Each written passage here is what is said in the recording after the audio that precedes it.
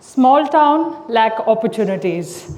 Great businesses, great careers can only be built in tier 1 cities. That opportunities have a pin code. That's the myth which has been holding a generation of young builders. I actually studied in Jaipur from 2005 to 2009, doing my engineering here. I just one day went to TEDxIIHMR U's office to audition for a news anchor. The producer just walked up to me and said, "Hey, why don't you anchor for my live television show?" I was pleasantly surprised. People call it luck.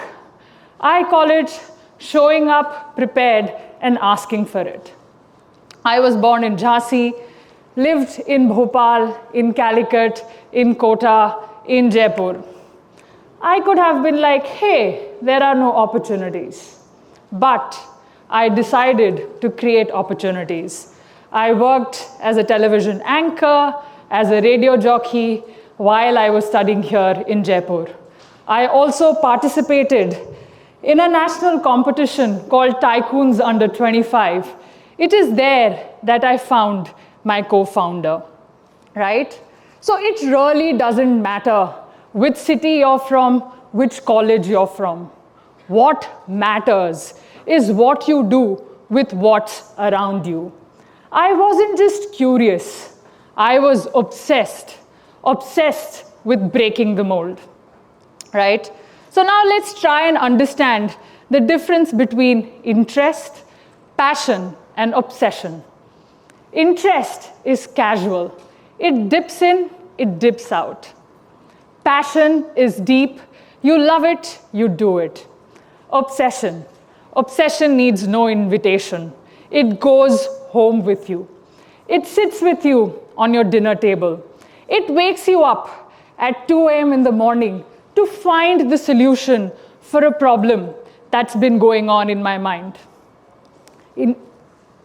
People say that obsession is dangerous.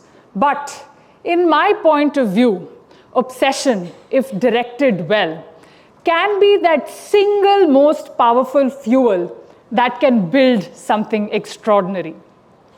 I gave 10 years to build my company Goodera. It was my obsession, my passion, my oxygen, my life, my everything. Something impactful was built. But when I moved out of Goodera, I was lost. Who am I without my obsession? That's when I went back to school, this time in a different country, to find myself, also to find what to do next. In fact, to start from scratch. In my obsession to rebuild myself as a phoenix rises from its own ashes, fueled my mission to build Campus Fund.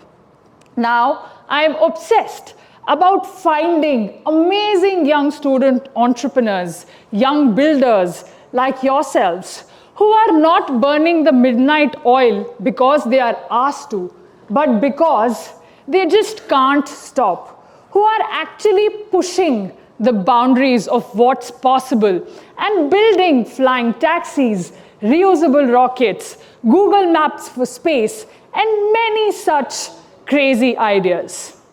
That is when I realized obsession never dies. It evolves.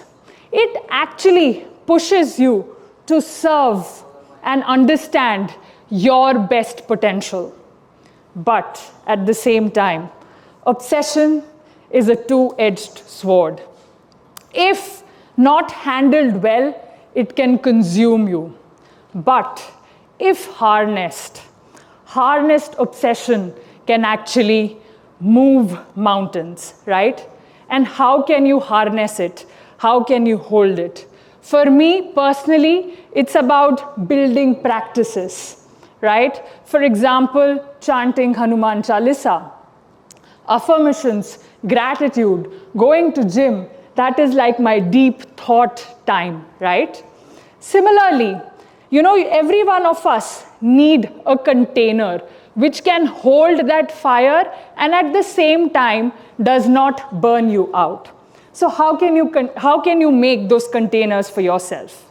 First, anchor yourself to a purpose which is much larger than your own personal ego, a purpose that moves the needle of humanity. When you do so, you will also increase your resilience. Build practices that refuel you. Think, reflect, pause at moments, right? Because the quality of fuel is as important as the quantity of fire. Also, embrace evolution. Your obsession will evolve, right? You will move from one obsession to another. But you should be able to accept it, because a rocket also needs multi-staging to reach orbit. So the end of a chapter is not your failure. It's actually staging for the next, right? So my question for you today is, what is it that keeps you awake at night? What is it that makes you anxious? What is it that doesn't go out of your mind? It's not noise. It's your calling. It's your obsession. So today, I stand in front of you as obsession has built me twice. First, helped me build a company, and second, helped me rebuild something with a larger purpose.